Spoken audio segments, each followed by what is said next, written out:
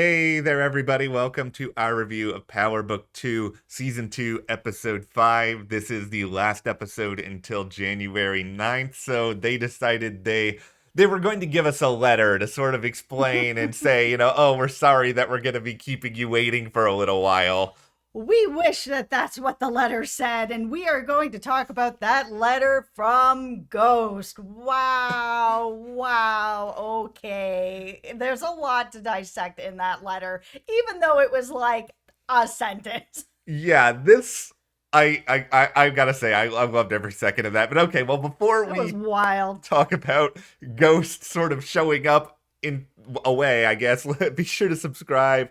We are here talking about Power Book 2 through the rest of this season. And of course, Power Book 4 also coming in the new year. Raising Kanan will be back. I mean, it was announced that Ghost has also been renewed. So we have a Yeah. lot of Power Universe discussion coming in. We don't want you guys to miss any of that. We're also covering Dexter. We're going to have a new video up shortly after this one about that episode that just aired as well. So yeah, hit that subscribe button. Follow us over on Instagram, Matt and Jess TV. We've got a whole bunch of like Christmas stuff that we've been Yes. doing, and we've got some pictures up there. And just in case we don't see you guys until after Christmas, if you're not watching anything else at the channel, I hope that you have a happy Christmas Yeah. and that it's a really good one. And hopefully we'll see you back. Yeah, and you know what? We are all warm and welcoming here. We're not doing any of the. Listen, I can't get over number one how short that letter was. Number two, how tense that letter was. All right, let's get into sort of the buildup of all of this. Yeah. So, how we ended up with this letter from Ghost basically being like, I am so disappointed in you. I knew you were going to end up here. So disappointed. How could you? It's just like, it's so interesting because Ghost gave Tariq these two different paths. Yeah. Okay, you're going to have your money in trust. When you have finished college, you get this money. Here's path number one. Here's path number two, a letter from me telling you how disappointed I am in you and that I knew you would end up in jail for murder. It's that part of it that I think makes this just the most like knife twisting.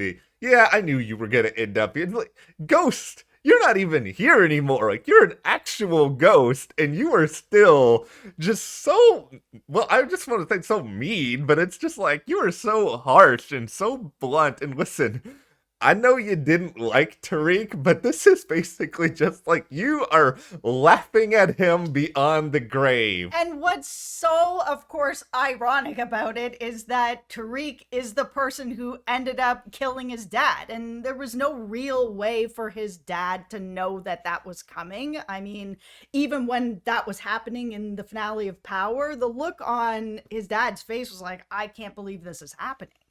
This was totally just like Ghost kicking him when he was already down. Because guess what? If you've just been arrested for murder, it's probably one of the lowest points of your entire life. And now Ghost is just like coming in and then like body slamming him. Well, okay, maybe Ghost was doing this from beyond the grave to give him some tough love, to kind of give him that, I knew you didn't have it in you to take this other path. I knew it. I knew you couldn't do it. So that maybe Tariq will be like, what do you mean you knew I couldn't do it? You knew I'd end up here? I'll show you, that kind of thing. It's possible. It is possible because that is sort of the typical sort of rule of parenting when you have sort of the quintessential bratty teenager, and I know Tariq really isn't that anymore, but if you sort of tell them to do one thing, of course they're going to try to do the opposite to show you that they can do it and that you were wrong and you were an idiot. This was such a good episode for Michael Rainey Jr. He was excellent. I know that not everybody loves the Tariq character, and Tariq character can be very frustrating, especially since like he does have a lot of these sort of missteps that are so easily correctable that he just is choosing to not do it. And he lies a lot, he hides a lot of the communication breakdown could be things that could really stop a lot of these Yeah. things from happening. But man, his performance in this episode, like mirrored back to back with him in court and that speech that he gave to Yeah. be able to get his sister to be like, listen, I know I'm young, but I'm responsible. I'm able to do this. I did everything you asked. I have an apartment. I have money to take care of it. Hell, I even have money to take care of my grandmother. I'm going to pay to make sure that she's okay, that she can get the rehab she needs so that we can all still be together. He's not there cutting her out or anything like that. Just like this is all that's left. Like we all have to be in this. I'm like, "Oh man, great speech. I'm glad Yeah. that it's working out like this. Yaz is going to be living with Tariq. His grandma's going to get help.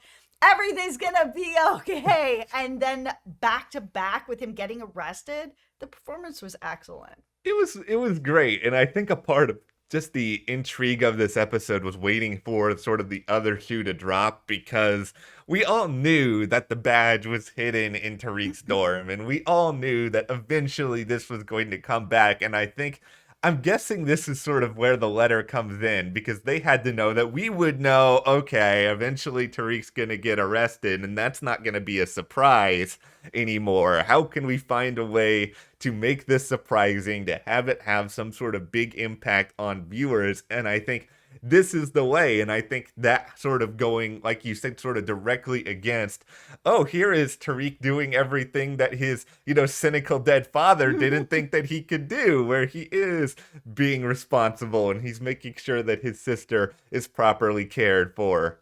Yeah, I mean, for all the things that Tariq is doing wrong, Yeah. and killing people and selling drugs, Yeah. he is doing a lot of other things right. I mean, he is doing what, his dad asked him. He's at school. He's doing really well. He's putting the work in. He is trying to keep what's left of his family together. He's got the apartment together. He's getting his sister out of foster care. He's helping his grandma, making sure that she gets the help she needs. Like, he's not all like just a screw up.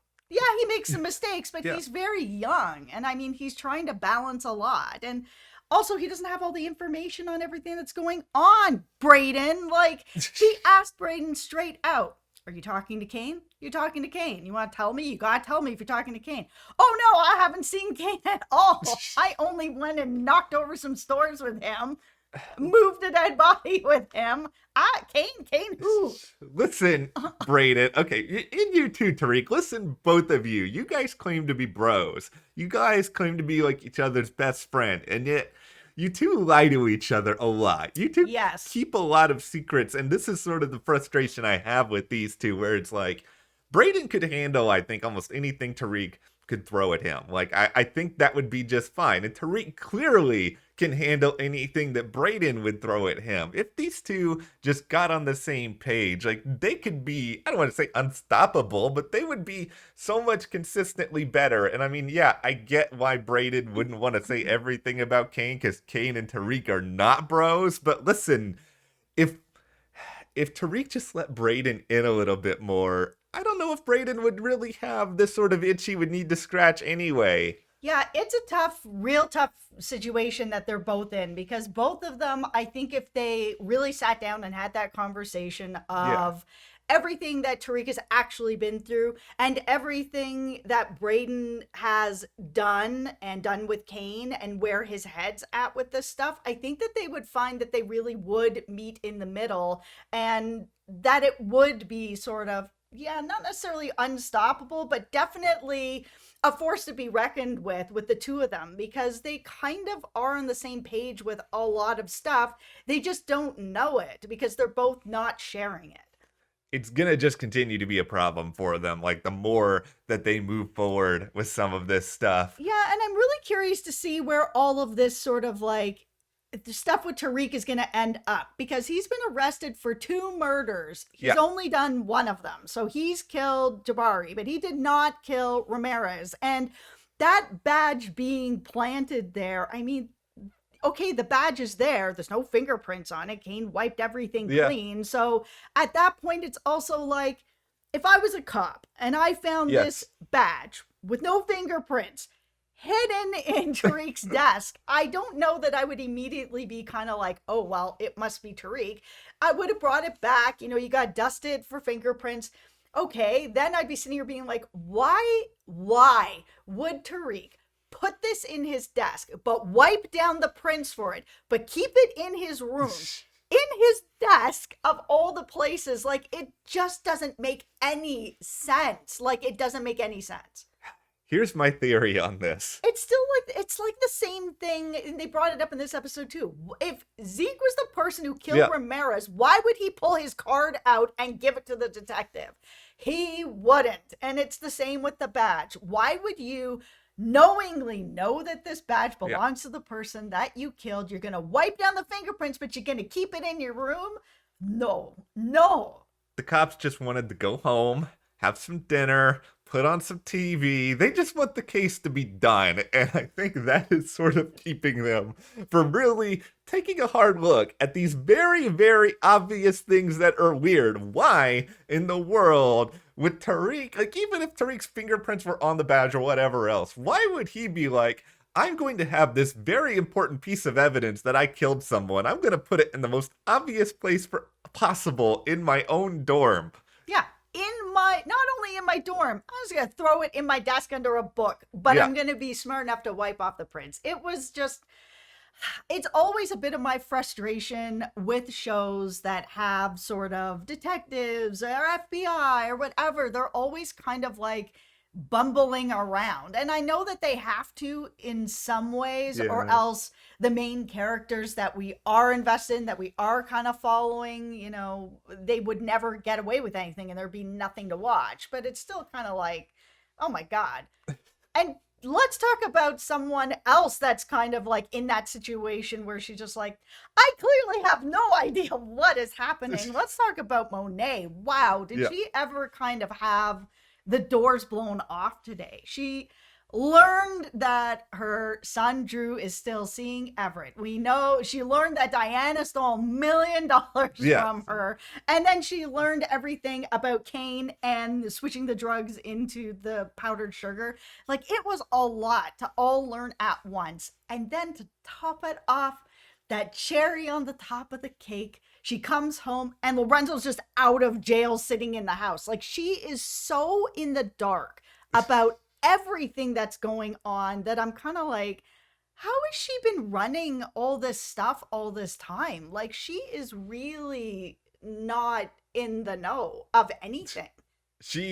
It sort of even was alluded to during the episode that she's been spending this time, you know, with Mecca, and maybe that sort of got her eye off the ball a little bit here, where she's missing some things that are right in front of her. And you have like Tariq, who she's just still infuriated with in the first place because of everything that, you know, he and Kane hid, and, you know, she's trying to get him to go and do her bidding on this various stuff, and then, you know, she's trying to like take away his opportunity to get yes, and he's just like, I'm going to show you don't know anywhere near as much as you think you do. And it was such a really, really good scene. And it was enough, I think, to make Monet's jaw sort of hit the floor. And then, of course, go to Mecca eventually and be like, let's do it. You know, we'll try to find a way to make things work. And then, of course, the truest rule of TV is, of course, everyone is going to show up at the worst possible time for everybody else. So right when Monet is like, all right, Mecca, I choose you, Lorenzo is like in the dining room being like, hey.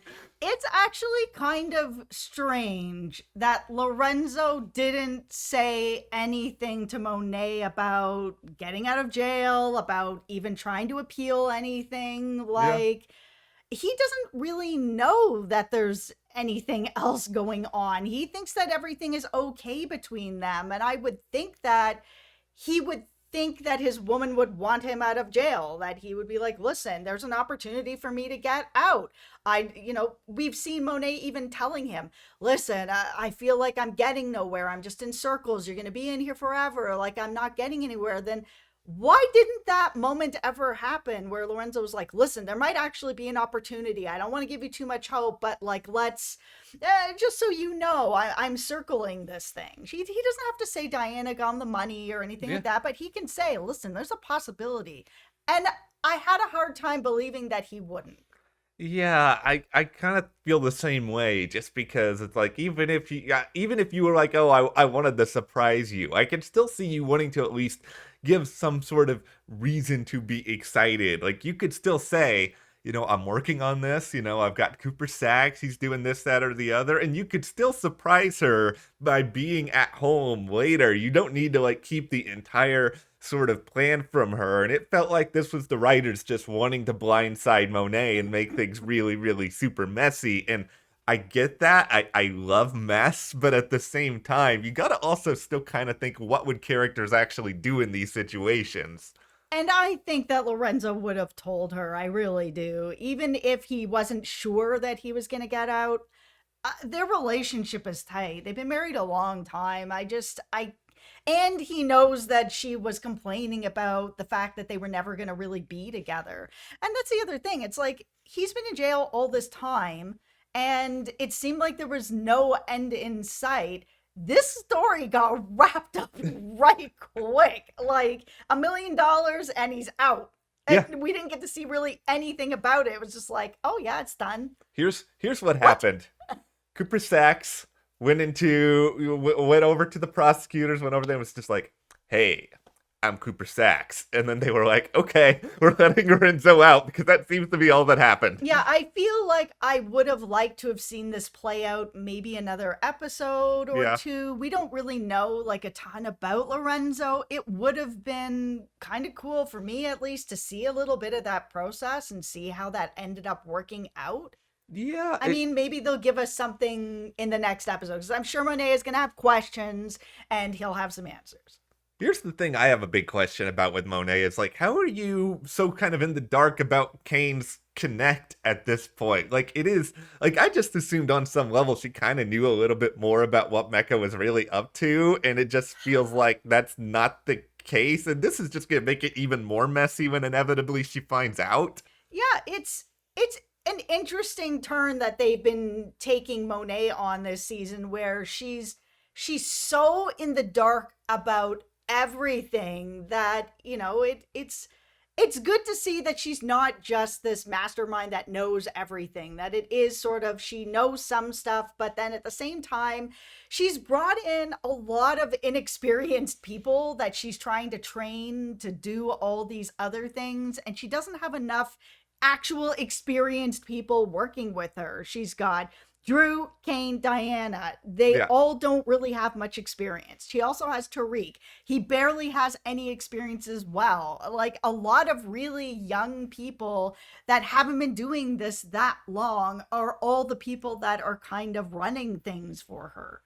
It's a very messy operation. It is just sort of like a company that just had complete and total turnover, and now you've got like, trainees in like the assistant manager role trying to find a way to sort of get everything out there, and it is very, very close to teetering on disaster. And I will say my favorite part of the Mecha storyline in this episode is apparently the sushi chef is a little bit more than just a sushi chef. Like, that's a really brutal way to kill somebody, by the way. Yeah, no, it seems like, I mean, they've known each other obviously a while. It seems like the sushi chef is like, I don't know, ex-military or something is going on. There's some precision there with that knife, not just with the sushi, but I mean, it makes sense that the sushi chef would be someone that would actually also be able to protect him. I mean, he's got people that are around him the whole time.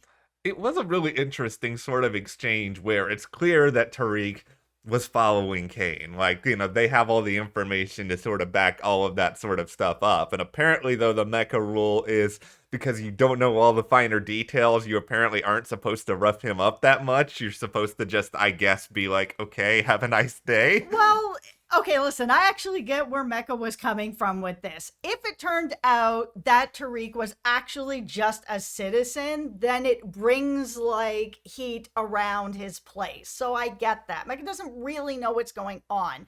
What he does know is that he wants to be in good with Kane Yes. because that makes him in good with Monet. And he wants that more than anything. It's all really about that. Also, Yeah. let's talk about that, sort of everything that was going on with Monet, Kane, Tariq. So Monet found out everything that the two of them did, and she Yeah. was really hard on Kane about it.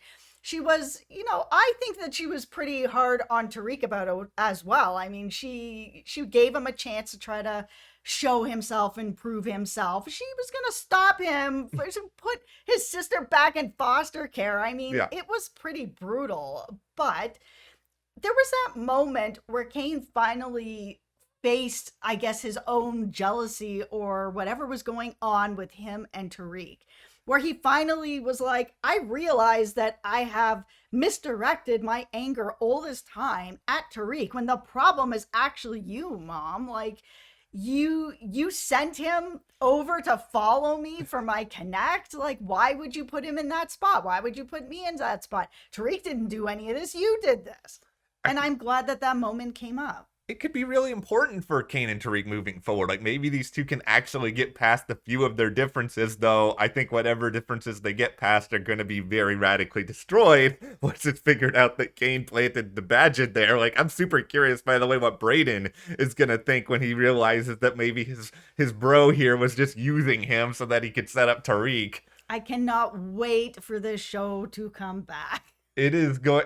This was a really good cliffhanger. There are a lot of balls in there. And this was a really good cliffhanger, even sort of in spite of the fact that there were a lot of supporting characters in this episode that I don't really feel like had that much to do. It's like Carrie's whole storyline was basically, all right, be really mad at Tariq in class, like give this whole thing about karma, and then just be like, Tariq, what do you think about it? Tariq.